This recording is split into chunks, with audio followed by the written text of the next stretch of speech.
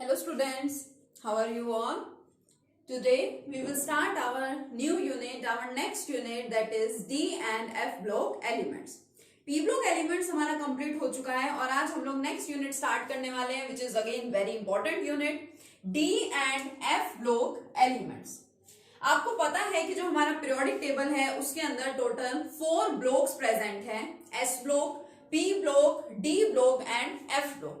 S block को हम लोग 11th में ही डिस्कस कर चुके थे. पी ब्लॉक के अंदर दो ग्रुप्स को हम 11th में पढ़ते हैं, बाकी ग्रुप्स हम लोगों ने अभी डिस्कस किए थे. और ये वाली जो यूनिट है हमारी, this next unit consist of D and F block. इस यूनिट के अंदर हम लोग डी और एफ ब्लॉक को क्या करेंगे, डिस्कस करेंगे.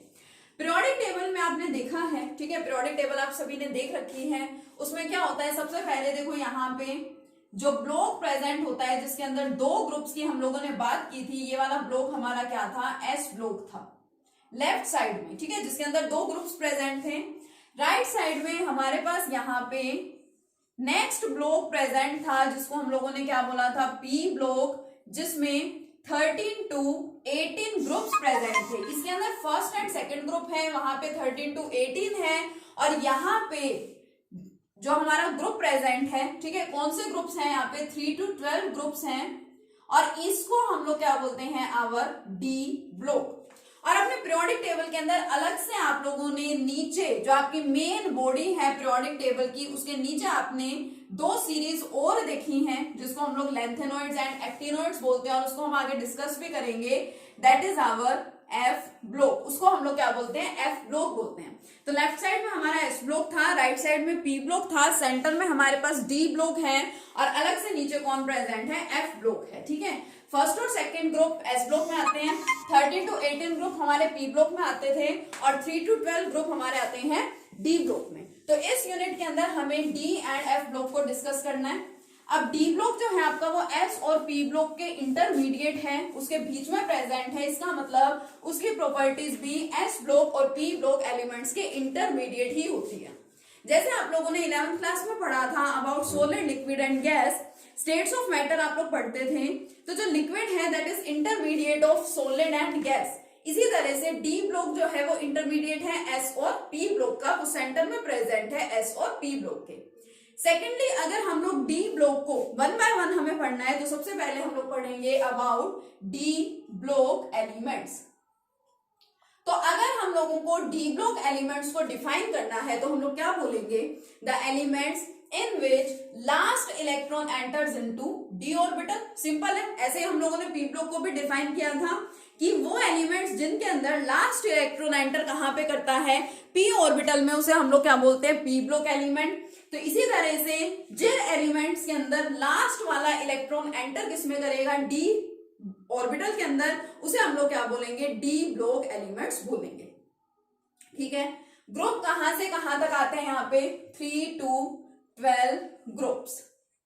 जो आपका डी ब्लॉक एलिमेंट है इसके अंदर 3 to 12 ग्रुप्स प्रेजेंट होते हैं, लेकिन इनको हम लोग सीरीज की टर्म्स में पढ़ते हैं. ठीक है, जो हमारा डी ब्लॉक है it consist of 4 series. D block के अंदर 4 सीरीज प्रेजेंट होती है. ये जो फर्स्ट लेक्चर है डी एंड एफ ब्लॉक का, ये बिल्कुल बेसिक लेक्चर है. डी और एफ ब्लॉक को डिटेल में पढ़ने के लिए ये वाला कंसेप्ट आपको इजीली मतलब समझ में आ भी जाएगा, और ये वाला कंसेप्ट आपको क्लियर होना भी चाहिए. ठीक है, इसके बिना आप कंप्लीट यूनिट को स्टडी नहीं कर पाएंगे, उसको समझ नहीं पाएंगे. और P block elements, D and F block elements, and इसके बाद जो नेक्स्ट यूनिट है coordination compounds, most important units हैं आपके. तीनों में से बहुत ज्यादा मैक्सिमम मार्क्स के आपसे क्वेश्चंस पूछे जाते हैं आपके एग्जाम्स में. ठीक है, तो 4 सीरीज जो है वो डी ब्लॉक में प्रेजेंट है. Our D block consist of 4 different series, जिसको हम लोग क्या बोलते हैं, पहली सीरीज है हमारी 3D series, 4D series, 5D series and 6D series. यानी जिस सीरीज में इलेक्ट्रॉन 3D ऑर्बिटल के अंदर फिल होते हैं उनको हमने बोला 3D सीरीज. इसी तरह से 4D series, 5D series and 6D series. But हम लोगों को पढ़ना होता है सिर्फ इन 3 सीरीज को ही. Why? Because our 6D series is incomplete. ये वाली सीरीज क्या है, इनकम्प्लीट है. इसके अंदर कुछ एलिमेंट्स ऐसे हैं जिनके प्रॉपर नेम्स भी अभी तक नहीं पता हैं. ठीक है, आप लोग जैसे नॉमेनक्लेचर जब करना सीखते थे तो आप लोगों ने इस तरह के नेम सीख रखे हैं, यू, क्यू, ठीक है, UUP, इस टाइप के आप लोगों ने नेम्स सीख रखे हैं। तो कुछ नेम्स तो एलिमेंट्स के इस फॉर्म में गिवन है, कुछ नेम्स जो हैं वो साइंटिस्ट के नेम्स पे ही गिवन है, कुछ एलिमेंट्स की प्रॉपर्टीज भी नहीं बताई गई हैं। तो हम लोग क्या बोलते हैं कि ये सीरीज कैसी है, इनकम्प्लीट है, इसकी कंप्लीट इंफॉर्मेशन हमारे पास अवेलेबल नहीं होती, अभी तक अवेलेबल नहीं है, ठीक है। तो इसलिए हम लोगों को यहाँ पे 3 सीरीज डिस्कस करनी होती है, 3D series, 4D series and 5D series. लेकिन उससे पहले एक बात और देख लें, जो आपका डी ब्लॉक एलिमेंट्स हैं, our D block elements are also known as the transition elements. D block elements का ही एक और नाम क्या होता है, ट्रांजिशन एलिमेंट्स। अब ये तो है कि डी ब्लॉक एलिमेंट्स को ही हम लोग ट्रांजिशन एलिमेंट्स बोल रहे हैं, लेकिन जिस तरह से हम लोग डी ब्लॉक एलिमेंट्स को डिफाइन करते हैं, लाइक कैसे डिफाइन किया हमने डी ब्लॉक एलिमेंट्स को, कि वो एलिमेंट्स जिनके अंदर लास्ट इलेक्ट्रॉन डी ऑर्बिटल में एंटर करता है वो है आपके डी ब्लॉक एलिमेंट्स। इसी तरह से ट्रांजिशन एलिमेंट्स को भी तो डिफाइन किया जाता है। तो कौन से हैं आपके ट्रांजिशन एलिमेंट्स, कैसे हम लोग इनको डिफाइन करते हैं, देखिए, transition elements are the elements which contains, transition elements are the elements which contains partially filled, ठीक है, which contains partially filled d orbitals either in their ground state, either in their ground state or in their most common or in their most common oxidation state। Transition elements हम लोग उन सभी elements को बोलते हैं which contains, क्या होता है, जिनके पास पार्शियली फिल्ड डी ऑर्बिटल्स। वैसे तो पार्शियल का मतलब हाफ होता है, लेकिन यहाँ पार्शियली फिल्ड डी ऑर्बिटल्स का मतलब ये नहीं है कि डी ऑर्बिटल हाफ फिल्ड होना चाहिए। इसका मतलब यहाँ पे है कि आपका जो डी ऑर्बिटल है वो फुली फिल्ड नहीं होना चाहिए, बस। मतलब D orbital can accommodate 10 electrons. You all know very well कि जो डी ऑर्बिटल है उसमें 10 इलेक्ट्रॉन्स ही आ सकते हैं, उससे ज्यादा नहीं आ सकते। तो 10 इलेक्ट्रॉन्स प्रेजेंट नहीं होने चाहिए, उसके अलावा 1 to 9 कितने भी हो सकते हैं, ठीक है। कहां पे, either in their ground state और in their most common oxidation state. अब ये ग्राउंड स्टेट क्या है और मोस्ट कॉमन ऑक्सीडेशन स्टेट क्या है, कुछ बुक्स में आपको यहाँ पे ये भी मिलेगा कि विच है partially field D orbitals either in their ground state और इन देयर एक्साइटेड स्टेट। तो दोनों एक ही बात होती है, या तो बोल दो एक्साइटेड स्टेट या बोल दीजिए मोस्ट कॉमन ऑक्सीडेशन स्टेट। इसको मैं एक एग्जांपल की हेल्प से आपको बताती हूँ। जैसे हम लोगों के पास है आयरन। आयरन की कॉन्फ़िगरेशन आप सबको पता है, 11th क्लास में हम लोग 1 to 30 एटॉमिक नंबर्स की कॉन्फ़िगरेशन सीख कर आए हैं। क्या है इसकी कॉन्फ़िगरेशन, आर्गन 3d6 4s2। जो आयरन है उसका एटॉमिक नंबर कितना होता है, 26। अब आयरन एटम की अगर मैं बात करूं जिसके अंदर 26 इलेक्ट्रॉन्स प्रेजेंट है, उसकी इलेक्ट्रॉनिक कॉन्फ़िगरेशन होती है ये। यानी इस कॉन्फ़िगरेशन को, जो आपकी एक्चुअल कॉन्फ़िगरेशन होती है आपके पर्टिकुलर एटम की या एलिमेंट की, उसको क्या बोला जाता है, ग्राउंड स्टेट इलेक्ट्रॉनिक कॉन्फ़िगरेशन। कि एक्चुअल में जो उसकी इलेक्ट्रॉनिक कॉन्फ़िगरेशन है। एक्साइटेड स्टेट, आपको इलेक्ट्रॉन्स के एक्साइटेशन के बारे में भी अच्छे से पता है ना, कि जो इलेक्ट्रॉन्स है, इलेक्ट्रॉन्स का क्या होता है, एक्साइटेशन होता है। तो इलेक्ट्रॉन्स के एक्साइटेशन का मतलब क्या है कि जो इलेक्ट्रॉन है वो थोड़ी सी एनर्जी एब्जॉर्ब करे और वो हायर एनर्जी लेवल में चले जाते हैं, या हायर एनर्जी वाले ऑर्बिटल को क्या कर लेते हैं, ऑक्यूपाई कर लेते हैं। तो वो उनकी क्या होती है, ये एक्साइटेड स्टेट होती है। या मोस्ट कॉमन ऑक्सीडेशन स्टेट का मतलब क्या है कि जो आयरन है, क्या आप लोगों ने आयरन की ऑक्सीडेशन स्टेट कभी Fe पॉजिटिव देखी है, नहीं। क्या आपने कभी इसकी ऑक्सीडेशन स्टेट Fe4 पॉजिटिव देखी है, नहीं। आयरन की तो 2 ही ऑक्सीडेशन स्टेट्स होती है, मतलब आयरन पे तो 2 ही टाइप के चार्जेस हो सकते हैं, Fe2 पॉजिटिव और Fe3 पॉजिटिव। बस 2 पॉजिटिव को क्या बोलते हैं, फेरस आयन, एंड 3 पॉजिटिव को क्या बोलते हैं, फेरिक आयन। मैंने 11th में भी आपको बता रखा है कि जिस एटम के पास 2 तो ऑक्सीडेशन स्टेट्स होती हैं, एक का नाम तो क्या होता है, उसके नाम के साथ लगा होता है OUS आयन, और एक के अंदर लगा होता है IC एक आयन। जो आपकी छोटी वाली ऑक्सीडेशन स्टेट होती है जैसे +2, तो उसमें उसको बोला जाता है OUS आयन, और ग्रेटर वाली में क्या बोलते हैं उसको, एक आयन। तो इसका नाम फेरस और इसका नाम क्या है, फेरिक। सिमिलरली आप लोगों के पास है जैसे Cu positive and Cu2 positive, तो ये वाली छोटी ऑक्सीडेशन स्टेट है, इट इज क्यूप्रस, और जो बड़ी ऑक्सीडेशन स्टेट होती है उसको क्या बोलते हैं, उस वाले आयन को बोला जाएगा क्यूप्रिक आयन। ठीक है, तो हमें यहाँ पे दिख रहा है कि जो हमारा आयरन है अगर वो ग्राउंड स्टेट में प्रेजेंट है, ये मैंने उसकी ग्राउंड स्टेट इलेक्ट्रॉनिक कॉन्फ़िगरेशन लिखी है, तो इस कॉन्फ़िगरेशन में s ऑर्बिटल से हमारा कोई लेना देना नहीं है। डेफिनेशन क्या कहती है, पार्शियली फिल्ड d ऑर्बिटल होना चाहिए। अब इसका d ऑर्बिटल पार्शियली फिल्ड ही है, इसके अंदर 10 इलेक्ट्रॉन्स तो प्रेजेंट है नहीं, है ना, तो ये पार्शियली फिल्ड ही है। तो या तो ऐसा हो, मान लो यहाँ पे इसके अंदर 10 इलेक्ट्रॉन्स प्रेजेंट होते सपोज, और हमने क्या किया, हमने उसकी मोस्ट कॉमन ऑक्सीडेशन स्टेट लिख ली, मींस हम Fe2 पॉजिटिव की कॉन्फ़िगरेशन लिख दें, या हम लोग कॉन्फ़िगरेशन लिख दें Fe3 पॉजिटिव की। तो लिखिए कॉन्फ़िगरेशन क्या होगी, Fe2 पॉजिटिव का मतलब 2 इलेक्ट्रॉन्स का रिमूवल करवा दो यहां से, कॉन्फ़िगरेशन क्या बनेगी आपकी, आर्गन 3d6। अब इसमें भी कुछ बच्चों को कंफ्यूजन होती है, वो इलेक्ट्रॉन्स निकालते कहां से हैं, d ऑर्बिटल में से नहीं, जो आपको लास्ट में लिखा हुआ ऑर्बिटल दिखाई दे रहा है उस लिखे हुए ऑर्बिटल में से इलेक्ट्रॉन का क्या होता है, रिमूवल सबसे पहले। तो 2 इलेक्ट्रॉन यहां से चले गए 3d6।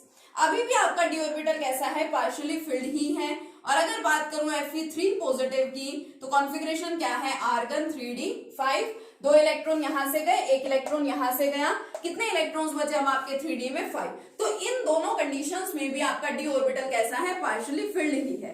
तो या तो ग्राउंड स्टेट में, और अगर मान लीजिए ग्राउंड स्टेट में फुली फिल्ड है, तो उसकी किसी मोस्ट कॉमन ऑक्सीडेशन स्टेट में अगर d ऑर्बिटल पार्शियली फिल्ड आपको मिलता है, तो उन सारे एलिमेंट्स को क्या बोला जाता है, ट्रांजिशन एलिमेंट्स।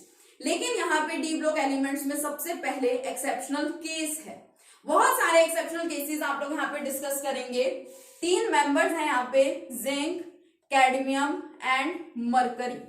इन तीनों मेंबर्स की अभी आप बात करेंगे, अभी आप इन तीनों मेंबर्स की कॉन्फ़िगरेशन देखेंगे तो आपको पता चलता है कि इन तीनों के डी ऑर्बिटल्स के अंदर 10 इलेक्ट्रॉन्स प्रेजेंट होते हैं, उनकी ग्राउंड स्टेट इलेक्ट्रॉनिक कॉन्फ़िगरेशन में भी और उनकी मोस्ट स्टेबल इलेक्ट्रॉनिक कॉन्फ़िगरेशन में भी।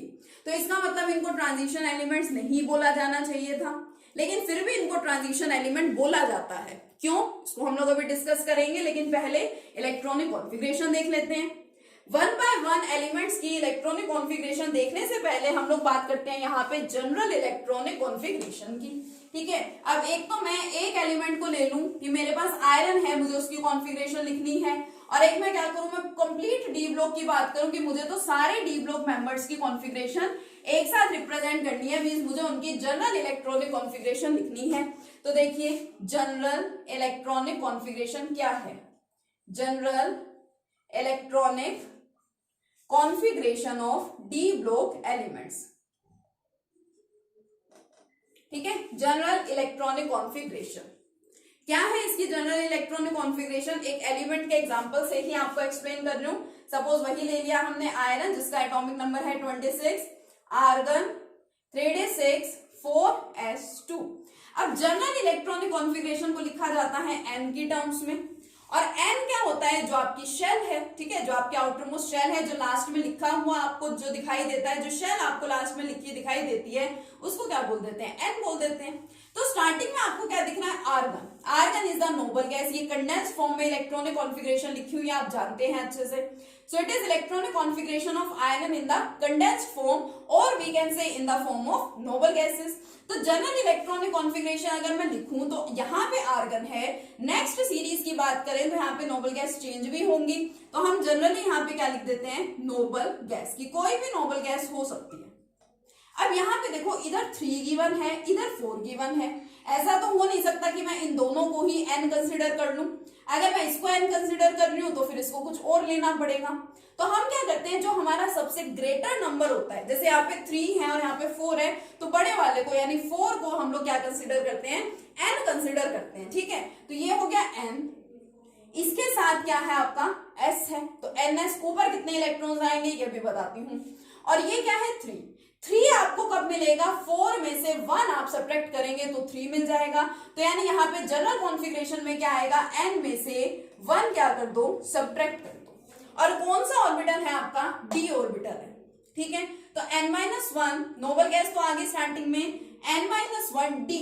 अब आप यहाँ पे पढ़ क्या रहे हैं, डी ब्लॉक एलिमेंट्स पढ़ रहे हैं, तो यानी सिंपल सी बात है, डी ऑर्बिटल के अंदर इलेक्ट्रॉन प्रेजेंट होने ही है, कम से कम एक इलेक्ट्रॉन तो डी ऑर्बिटल में आना ही चाहिए, और ज्यादा से ज्यादा कितने इलेक्ट्रॉन्स आ सकते हैं, 10 आ सकते हैं। तो क्या लिख देंगे यहाँ पे 1 to 10। कि जो आपका डी ऑर्बिटल है उसमें 1 से 10 तक इलेक्ट्रॉन्स आ सकते हैं। नेक्स्ट जो आपका एस ऑर्बिटल है, S orbital can accommodate maximum of 2 electrons. S orbital में ज्यादा से ज्यादा कितने इलेक्ट्रॉन्स आ सकते हैं, 2 इलेक्ट्रॉन आ सकते हैं। और कम से कम क्या है, ऐसा भी हो सकता है कुछ मेंबर्स आप यहाँ पे ऐसे भी देखेंगे जिसके अंदर एस ऑर्बिटल में इलेक्ट्रॉन है ही नहीं, किसी में 1 भी मिलेगा और किसी में 2 भी मिलेंगे, तो NS022। जो आपका डी ब्लॉक है उसके अंदर बहुत सारे आपको एक्सेप्शनल इलेक्ट्रॉनिक कॉन्फ़िगरेशंस मिलेंगी जो आपको अच्छे से ध्यान रखनी है। तो ये तो थी आपकी जनरल इलेक्ट्रॉनिक कॉन्फ़िगरेशन। अच्छे से देख लीजिए क्या है general configuration D block elements की।